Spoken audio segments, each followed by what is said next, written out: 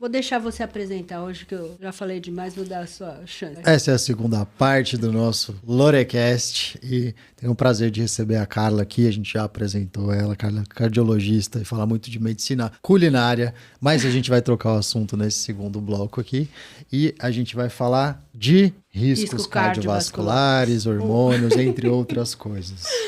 Muito bem. Sabendo que o estrogênio, que é o hormônio mais importante para a mulher e que protege a mulher até o momento em que ela para de menstruar, que é o momento onde ela não produz estrogênio, na sua visão como cardiologista, a reposição, para mim é indiscutível que a reposição é obrigatória em quem tem sintomas.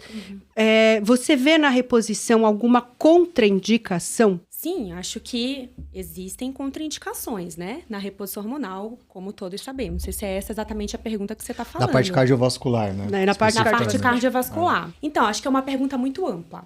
Quer que eu melhore? Eu posso falar. Então fale. Eu vou dar uma resposta ampla, beleza? Eu acho assim, é indiscutível que a menopausa, né? Então, a queda do estrogênio é um fator de risco cardiovascular, né? A gente pode considerar a menopausa como um fator de risco cardiovascular. Então, a redução do estrogênio é um fator de risco cardiovascular na mulher. E na prática clínica, no meu consultório, como cardiologista, me chamou muita atenção quando eu comecei a ler sobre isso, porque primeiro que a gente não sabe nada sobre isso. De fato é esse. A maioria dos cardiologistas não sabe nada sobre isso. E eu comecei a ver o quê? A mulher entrando na menopausa.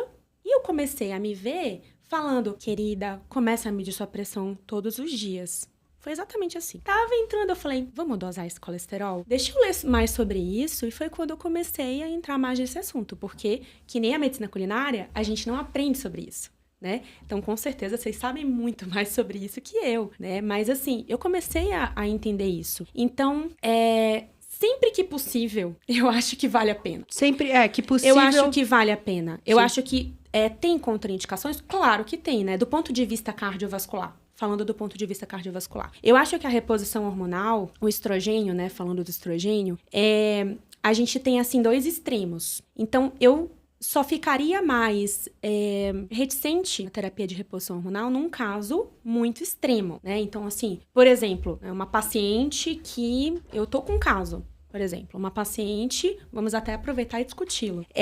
Ela tá com angina, tá fazendo reposição hormonal e ela tem uma angiotoma de coronária com placas graves e eu pedi um cateterismo pra ela, pra semana que vem ela vai fazer. Então, nesse caso, se fosse pra fazer uma reposição hormonal, nesse caso... Neste momento não é o adequado. Obrigada. Neste momento, eu acho que não seria o adequado, porque eu acho que... Aí eu acho que talvez a gente até entre já em outros aspectos. Porque o problema já aconteceu, né?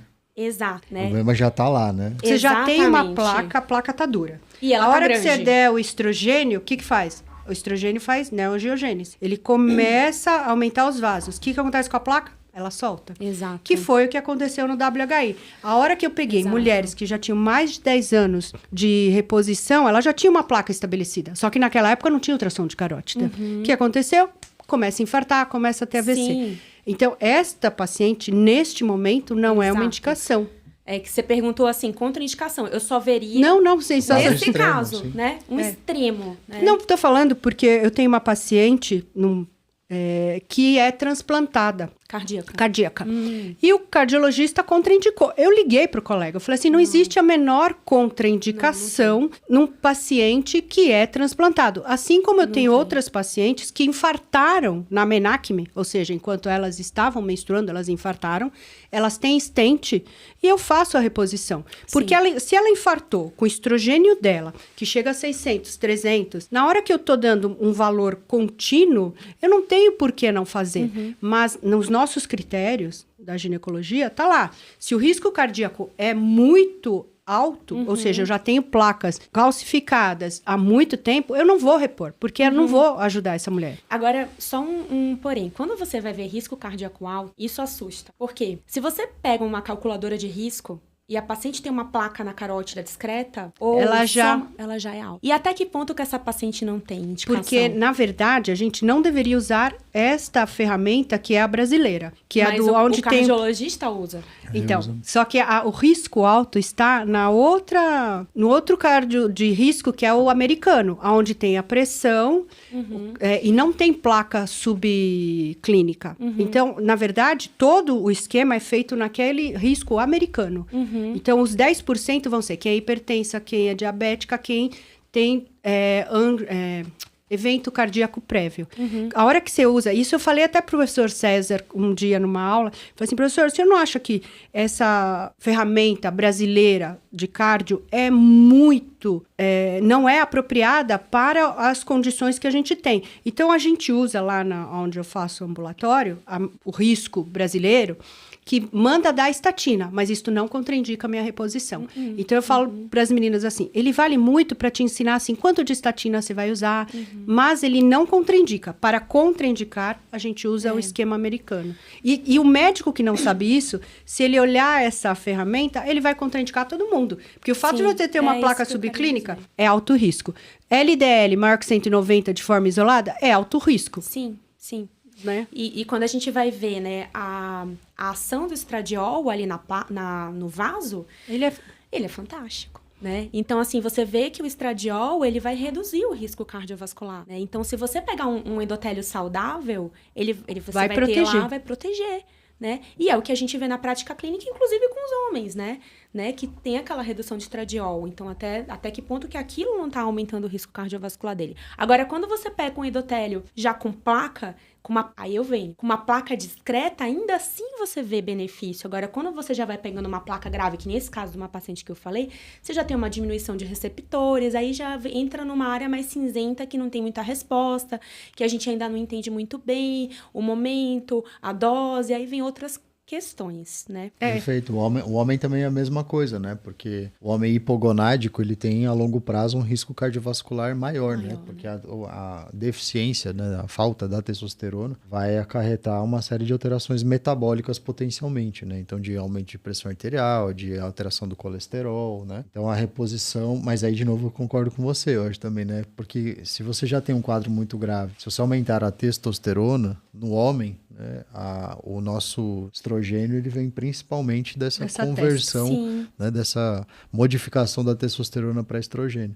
Então, você vai aumentar também, o que pode piorar, eventualmente, aí, um risco cardiovascular dele, se for um processo mais grave, né? Um paciente mais grave, né? Então, por isso precisa ser individualizado sempre, se né? você às vezes pega um homem obeso, né? Que tá com aquele hipogonadismo ali da obesidade, da idade, tudo junto, que já é um paciente diabético, aí você faz um angiotomo de coronária, esse paciente não tem placa, tem coisas muito discretas, né?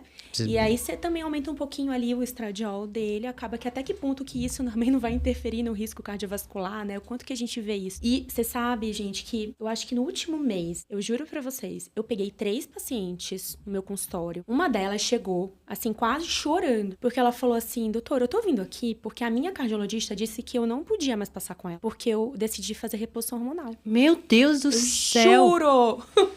Eu juro! Dá o nome, o CPF e o CEP não, que eu vou lá falar com gente, ela. É sério. Nossa Senhora. Não, gente, isso é antiético. É sério. Completamente eu juro pra antiético. vocês. Eu peguei no último mês, assim, umas 3. Mas o pessoal da cardio, às vezes, é muito restrito. Quadrado. É quadrado, porque, eu falo, não. é quadrado. Se o estudo foi até 80 anos, o paciente tem 81, então, assim, a gente, né, tem que se embasar nas evidências, né? Não sim. E individualizar para o paciente, né? Medicina baseada em evidências científicas, né? Não é medicina copiada de artigo, né? E o pessoal às vezes faz essa caricatura, né? Não, mas esse paciente aqui não foi estudado. Sim, mas o paciente do estudo sempre vai ser mais ou menos, né? Um pouquinho a mais ou menos diferente do exato paciente que foi testado no estudo, né? E eu consigo extrapolar essa informação, né? Se o estudo foi feito em europeus, o americano não vai funcionar? Né? Exatamente, né? Você tem que usar. Lógico, né? A gente tem 2 extremos hoje. Tem o quadrado, né? Que eu chamo. E o redondo demais. E o redondo demais, porque ele vai andando, né? Ele vai fazendo. Então... Eu acho que falta um pouco das pessoas entenderem dados epidemiológicos, né? Então, muitas vezes, por exemplo, a gente fala assim, repor é muito bom porque melhora o resultado cardíaco. Tem o risco de câncer de mama? Tem, é 13%. Só que o risco de infarto e AVC é 34%. É muito maior.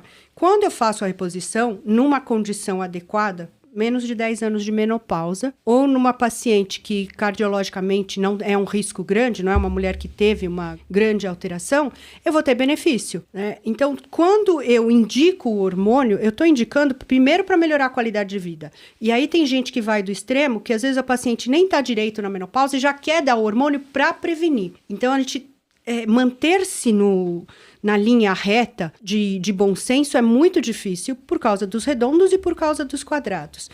Mas tem uma coisa que é inerente à melhora da doença cardiovascular, que é o exercício. Quanto de exercício... Falar, né? Que eu falo assim, já pulou por hormônio, mas tem muita coisa antes. Tem a dieta, o emagrecimento, a atividade física, o sono. Mas é isso que eu ia falar, assim, o quanto a atividade física vai ajudar nessa prevenção. Se eu pudesse responder em uma palavra, acho que vocês concordariam comigo. Músculo. Músculo, pelo amor de Deus, músculo, né? Porque eu acho que, a mulher, eu fico até com dó, porque eu falo, meu Deus, eu tô chegando. Você ainda é criança, né, Carla? Pelo amor de Deus, eu te bater. Não, mas pelo amor, a mulher sente, né? A gente vai perdendo, e quando vai chegando próximo da menopausa, vai perdendo mais ainda, aí vem toda uma questão, músculo, osso, metabolismo, então acho que a gente já tem que ir guardando desde cedo. Então quando a gente fala de exercício, acho que a primeira coisa que me vem na cabeça é não faça só aeróbico, não faça dietas restritivas, então assim, tem que tomar muito cuidado com essa mulher,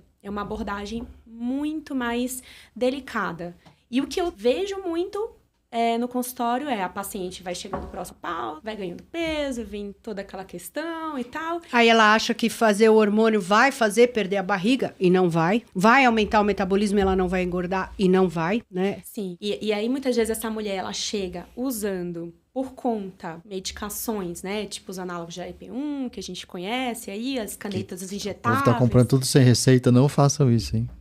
Aí o que acontece? Para de comer. Aí chega como? Sem músculo, né? Perdeu tudo de músculo e com piora do metabolismo, osteoporose já aí no talo. Então, é isso, né? A gente precisa de exercício, de as duas coisas, né? Pra todo mundo, né? Acho que pra todo mundo, né? Você sabe que, aproveitando o seu gancho, eu atendi uma paciente ontem e ela é bem magra. E ela tinha de músculo 15 ou 18 quilos. E de gordura ela não tinha muito. Só que o percentual de gordura dela era 34%. E é uma mulher jovem, de 36 anos. E o que eu falei pra ela? Primeiro você vai fazer musculação, vai melhorar a dieta, porque precisa ganhar músculo. Eu olho uma mulher dessas que tem uma massa magra muito baixa, e mesmo ela não tem uma gordura. Você olha pra ela é magérrima. Mas ela metabolicamente ela é muito ruim. Porque esta mulher é que vai infartar. Imagina ela na menopausa. Porque ela é magra, assim, olha, é um esqueletinho, mas ela não tem músculo. Considerando a gordura, né, a gente poderia falar então que ela não é uma falsa magra, ela é uma verdadeira gorda. Porque, né? Porque é verdade, né? Mas porque assim, a composição corporal não tem a ver só com a aparência, né? Não é uma falsa magra, é uma verdadeira gorda. Assim, né? E não pejorativamente, mas falando da massa gorda que ela tem. Sim. Né? De você ter, apesar da aparência, né, ser mais delgada, você tem um percentual de gordura, uma composição corporal muito ruim, né? E aí eu ia te perguntar exatamente isso. Na bioimpedância, ter esse aumento de gordura muito grande, o quanto isso aumenta teu risco cardiovascular? O aumento do percentual de gordura, né? Você tá falando no caso dela, assim. Especificamente, eu não sei te falar esse resultado. Não, mas é só pra você falar o mecanismo. Com certeza vai ter uma alteração, no caso, direta no metabolismo, né? Porque quando você diminui ali a quantidade de músculo dela, o gasto calórico dela em repouso, você já pensando nisso, você já tem essa alteração de metabolismo, né?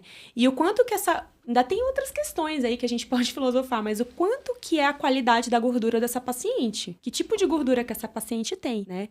Então, acho que a gente entrando ainda nesse aspecto... A inflamação, né? O aspecto inflamatório, né? A doença aterosclerótica, né? É a deposição de gordura nas artérias. Você tem uma base inflamatória, né? Então, essa inflamação subclínica, né? Aquela inflamação subclínica. Aí já vem outras questões, né? A conversa entre a gordura e o hipotálamo. já começa a alterar com essa informação. A tireoide. É porque as pessoas não olham isso, né? Não. Porque normalmente pesam. Aí eu olhei e falei assim, essas pernocas magras aqui, né? Ela teve filho comigo faz 1 ano e meio. Essas pernocas magras, eu falei assim, fulana, vamos fazer uma bio. Quando eu vi, eu achei que ia vir ruim, mas eu não achei que ia ser tão ruim. Sim. Né? E quanto de responsabilidade eu, como médica, tenho de orientar essa paciente. Sim. Porque, na verdade, você olha para ela, se você não fizer a bioimpedância, você perdeu o mais importante, quantificar a massa magra. Aí já pedi densitometria, já pedi...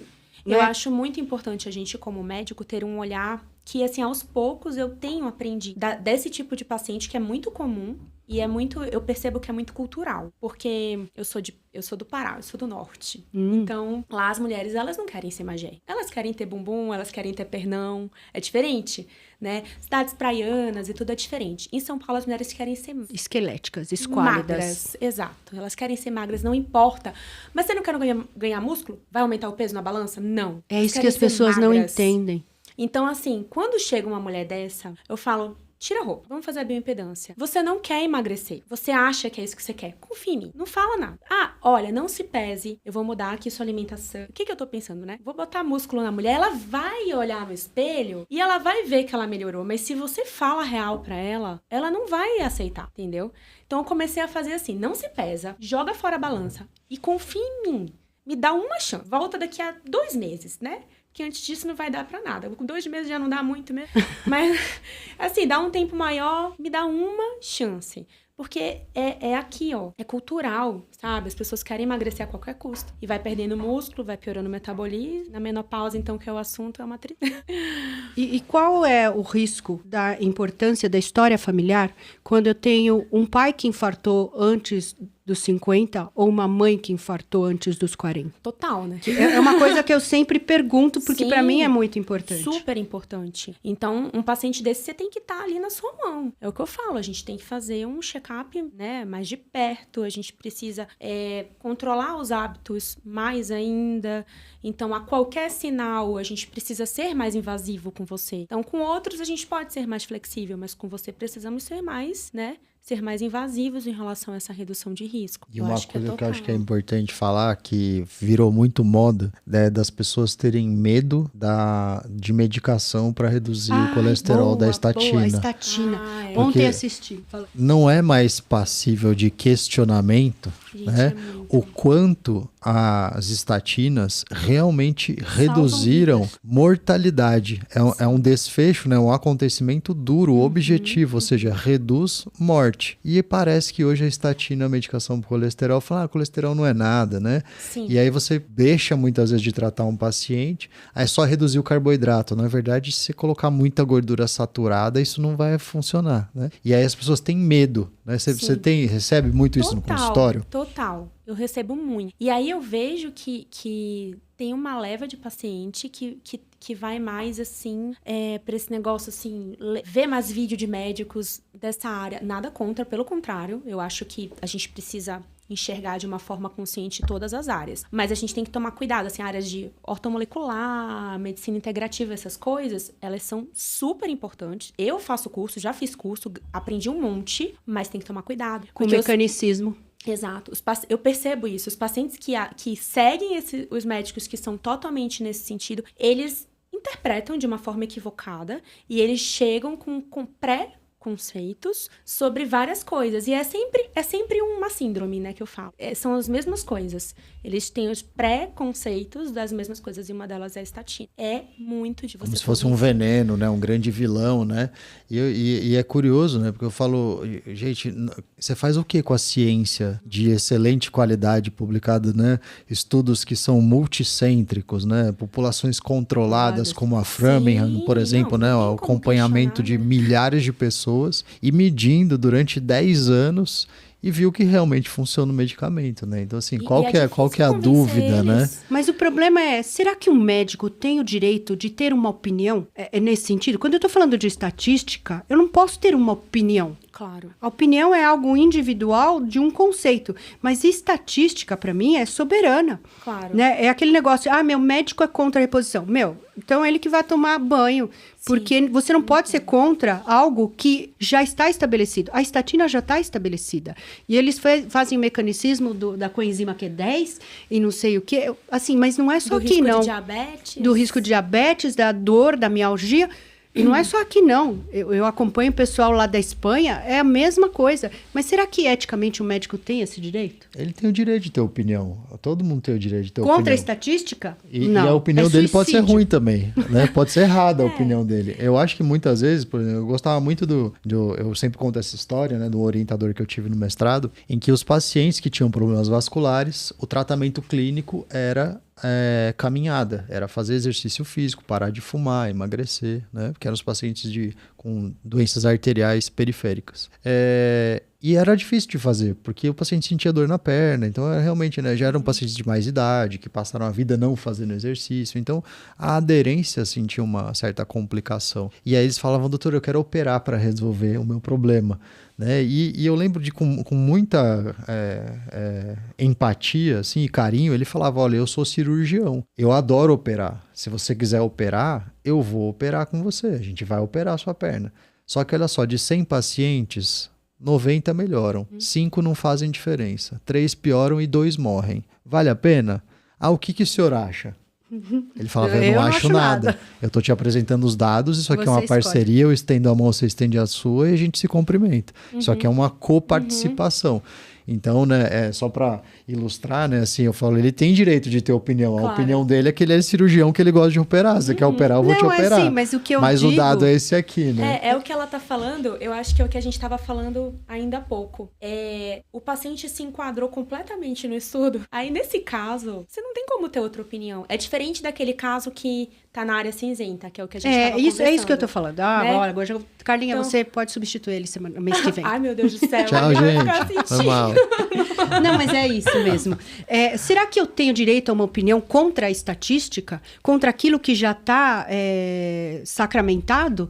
É igual diabetes. Alguém dá opinião em diabético, gente? Não. Alguém tem opinião sobre diabético? Que ele não deve usar insulina? Não. Né? Eu sempre falo isso com a Lívia, né? Assim, ninguém se mete com diabetes, ninguém dá palpite. Mas em qualquer outra coisa, as pessoas dão, até na estatina, né? Você até pode ter uma opinião, né? De falar assim, olha, eu tenho uma opinião, por exemplo, que o estradiol, de repente, a reposição de estradiol, ela é benéfica no paciente que tem placas graves. Eu posso ter essa opinião? Tudo, sim, né? Mas eu não posso ir contra aquilo que já está sedimentado, né? Que a reposição de uma mulher salva vidas.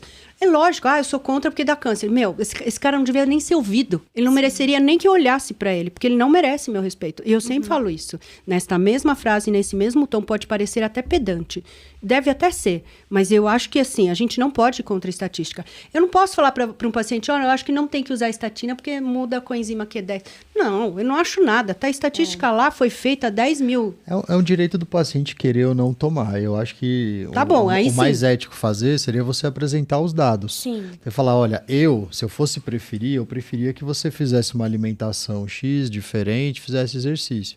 E tem um medicamento. O que você prefere, né?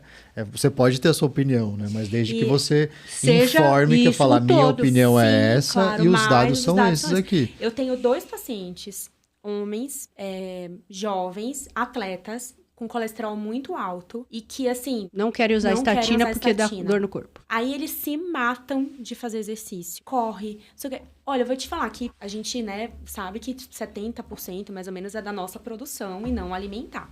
Mas os caras se matam tanto que eles conseguiram diminuir às custas de, assim, um sofrimento absurdo e não o quanto precisaria. E aí o cara para ali 1 mês e tal. Piora tudo de novo. Então, assim, eu consegui convencer, o pai já infartou e tal, aí começa a crescer placa e tal. O outro ainda tá lá correndo. Toma. Não, tudo bem, mas você fez a sua parte. Eu só acho que a gente não deve levar algo que é minha opinião e não expor a estatística real para o paciente. Isso é desumano. Claro, né? concordo. Então, eu acho muito ruim. Eu vou agradecer a Carla.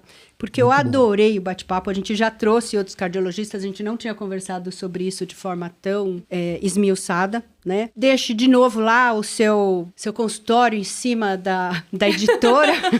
Tá ainda fazendo merchan pra editora. Pois não vou mais falar. Boa. Pode falar. Bom, então, meu Instagram é @doutora Carla Gouveia. Com K. Obrigada, Gouveia sem I.